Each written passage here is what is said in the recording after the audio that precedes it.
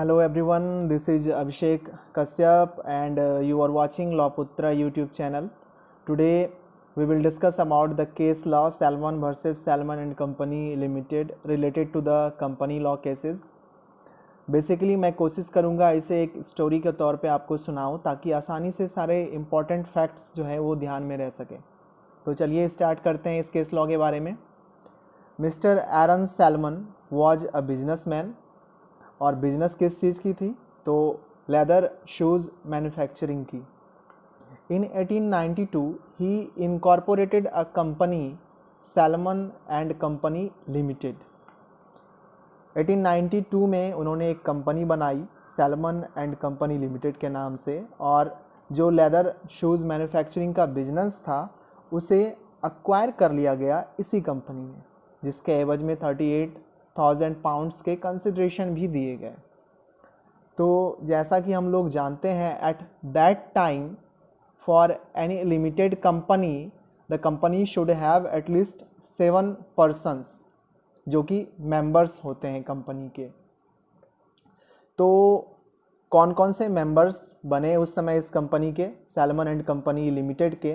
तो पहले मेंबर्स जो थे वो मिस्टर एरन सैलमन खुद बने, सेकेंड उनकी वाइफ थी, थर्ड उनकी डॉटर थी, और बाकी 4 जो थे वो उनके बेटे थे।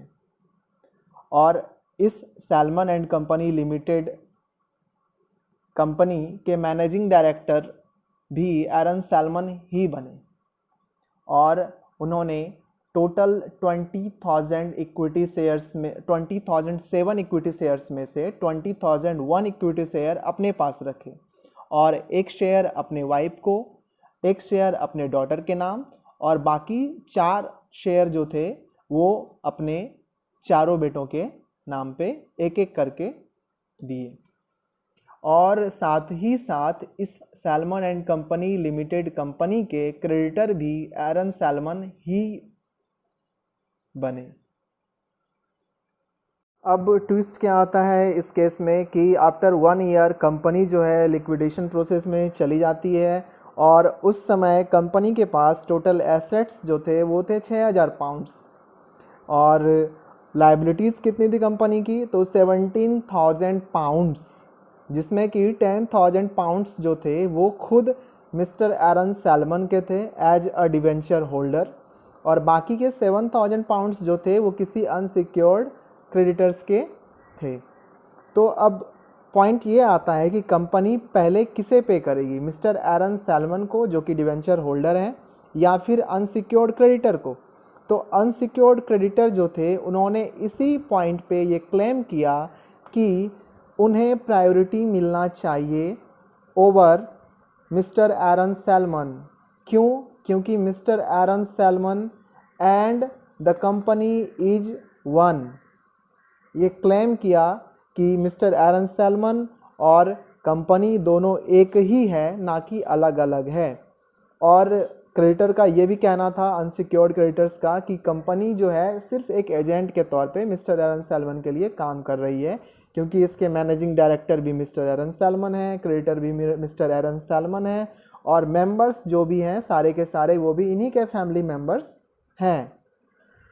लेकिन जजमेंट किस तरीके से आया, चलिए इसे देखते हैं हम लोग। तो कोर्ट ऑफ अपील का जो जजमेंट था वो ये था कि mister Aron Salomon is responsible to indemnify the debts of unsecured creditors of the company, यानी कि मिस्टर एरन सैलमन रिस्पॉन्सिबल होंगे डेट्स को इंडेमनिफाई करने के लिए जो कि अनसिक्योर्ड क्रेडिटर्स के हैं। लेकिन हाउस ऑफ लॉर्ड्स ने इसे रिवर्स कर दिया इस जजमेंट को, और डिसीजन दिया कि कंपनी और मिस्टर एरन सैलमन का एग्जिस्टेंस अलग अलग है। जैसे ही किसी कंपनी का फॉर्मेशन हो जाता है वैसे ही कंपनी जो है वो सेपरेट लीगल एंटिटी, यानी कि उनका कंपनी का सेपरेट लीगल आइडेंटिटी हो जाता है।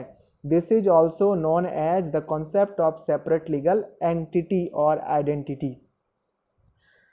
तो ये डिसीजन जो कोर्ट ऑफ अपील का था कि मिस्टर एरन सैलमन जो है रिस्पॉन्सिबल है पे करने के लिए, उसे रिवर्स किया गया हाउस ऑफ लॉर्ड्स के द्वारा। और साथ ही साथ एक पॉइंट ये भी था, जो इशू था कि पैसे किसे मिलेंगे, मिस्टर एरन सैलमन को या फिर अनसिक्योर्ड क्रेडिटर्स को। तो ये भी जजमेंट आया कि mister Aron Salomon will get the money first because he is the debenture holder, और वाइंडिंग अप होने पे किसी भी कंपनी का सबसे पहले पैसे डिवेंचर होल्डर को मिलता है। So that's all about the case law salmon versus salmon and company limited 1897। तो आशा करता हूँ कि आप लोगों को वीडियो अच्छा लगा होगा। So if you like the video then please subscribe the channel, और अगर कुछ प्रॉब्लम्स या कुछ कमी रह गई हो वीडियो में जिसे मैं बताने में चूक गया हूँ तो ज़रूर कमेंट करें और बताएं, ताकि अच्छे से हम लोग अगले वीडियो में आपको प्रेजेंट कर सके कंटेंट्स सही तरीके से। तब तक के लिए आप ज़रूर देखें लॉ पुत्रा यूट्यूब चैनल लॉ से अपडेट रहने के लिए। बाकी टेक केयर, थैंक यू।